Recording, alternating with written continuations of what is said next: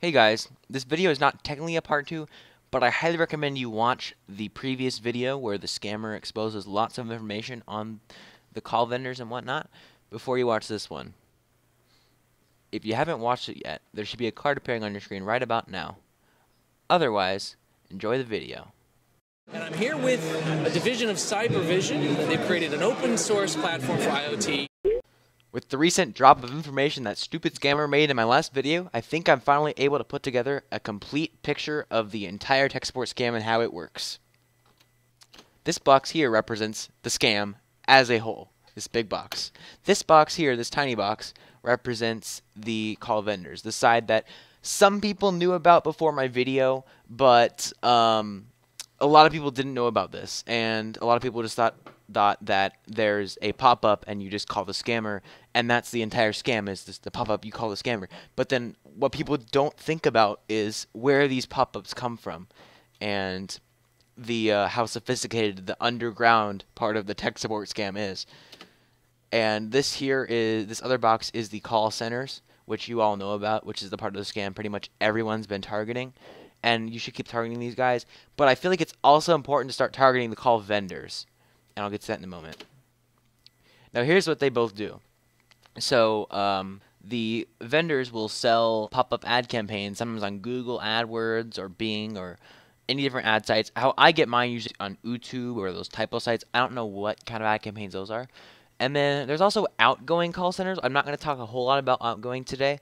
But what they will basically do is they will sell leads and people's information to the call centers. And now the call centers will just buy these, will say to the call vendors, all right, I want 50 calls. Call vendors like, all right, that'll be 550 rupees or 600 rupees per call.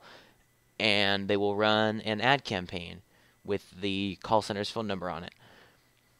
And for the outgoing, it's a little bit different because I don't deal with the outgoing call centers very often. But what they will do is they'll just buy leads and either mass email people or send lots of calls. And those are those calls where you get from Microsoft. That's the outgoing call centers. We'll just be looking at the incoming today, so here's the incoming again. Alright, let's talk about call vendors. So the first thing that I noticed was the Facebook buy and sell groups. Those were the ones that scammer in my video pointed me to, and those are pretty neat, but they are nowhere near as cool as the Skype groups, and the Skype groups aren't as easy to find. You have to get really lucky to find them. You kind of have to know someone in the Skype groups and get them to add you to it.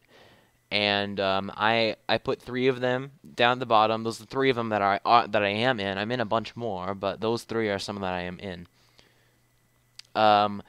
When you're talking in these groups, they'll always sell calls, and they're well aware that there are people in there who will scam, like actual scam the call vending scammers. And how they'll do that is they'll like, all right, the call center pays for 50 calls, and the call vendor doesn't give them calls. And that's where that prepay comes in. So some scammers will be like, all right, prepay only. If you want these calls, it's prepay only. You got to pay me first, which pretty much makes sense. Prepay and postpay, whatever. Postpay you don't see a whole lot of. Generally, you might see that sometimes, and how you would usually see that is this is where the groups come in. So people would usually ask, all right, in the tech support scammer community, do you have good reviews? And in these groups, this is where people will actually ask for reviews. All right, does user X, is he a good seller? Is he a good buyer? And whatnot. Now, another thing done in these private groups is this is where they actually hire. This is where they hire the call center employees. They'll say, "All right, we need new tech salespeople or team leaders." That actually is something I've seen. And I also said I don't even remember of several of these groups. All right, let's look at some examples. So this is someone selling calls. So in this case, actually iOS calls. You don't see a whole lot of these, but there actually are pop-ups on your phone that will direct you to a scammer. You don't see these a lot. It's pretty much like Microsoft scam, but on a phone. And a lot of times, as you can see, they say meet and deal. Yes, a lot of times, if you and the seller are in the same city, a lot of them are in New Delhi. So let's say your call center is in New Delhi. The call seller is also in New Delhi. They'll be like, all right, here's my address. We are going to meet here. And then they will give cash or something. And usually they want to meet up. They want to do that. And this guy is prepay only, and I scrolled out his name because I don't want everyone to go spamming him. Alright, let's go on to the next one. Here's a few here. Sometimes they will also say they've got bank accounts available, because not a lot of scammers do this nowadays, but some will use a bank account to collect the money, and then they will just get the money out and close the account. And that's usually what they do. Another one, he spelled sail wrong, like sailing. I'm pretty sure he's not in a ship, whatever. This guy's made window installations and upgrade calls. And as you notice, their English is very bad. But window installations upgrades is a lot like the BS he calls me, a little different. Although reading it, it kind of sounds like getting a guy to come to your house and put new windows on your house. So yeah, kind of a big fail. And usually what they'll do with these calls is you people will buy the calls in the morning. And this is why at certain times of day you won't see pop-ups, because they aren't buying the calls at this time of day and they run out of campaigns. So you only see pop-ups certain times of day because they're only being sold at certain times. Now this guy is selling printer calls, which they'll do is they'll usually make some website or some page about HP printer support, and people will be dumb enough to call it and ask for help with the printer. And then of course BSOD pop-ups, dating call or banking call. I don't ever see those very often, but they're kind of variations on pop-ups scams.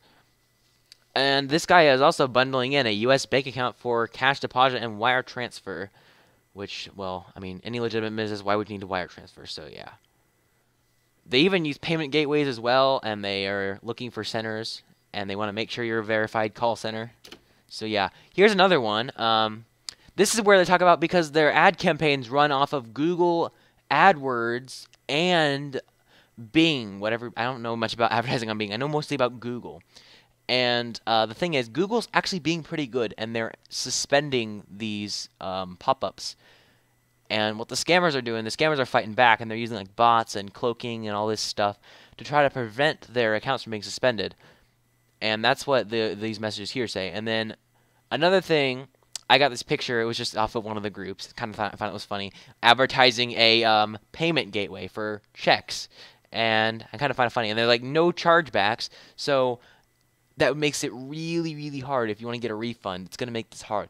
And this really is a big red flag here that they're scamming, because you already know they're scamming. But let's go on to the next one. Now, the call center scammers. One of my friends actually helped me get access into a tech scammer's Skype account, and it's kind of cool. There's really what he was in a lot of different groups, and I looked through a lot of the messages, and there wasn't actually a whole lot of interesting stuff in there. The interesting stuff is, of course, you get access to their Vonage, which is their phone, because what we found out is pretty much every scammer is using Vonage Business as their phone service.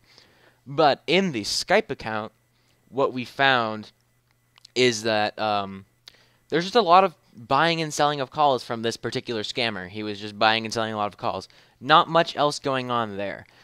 And so sadly there's nothing interesting in it other than just buying and selling lots of calls. And he's a member in lots of groups, so this is how we were able to add ourselves to so many groups. And so yeah, let's go back to this. So that's pretty much about all I've got to say today. I hope you all enjoy this. I hope this definitely gave you some good information. If you like it, let me know. Give me your feedback, and I hope to see you all in my next video. CyberVision out.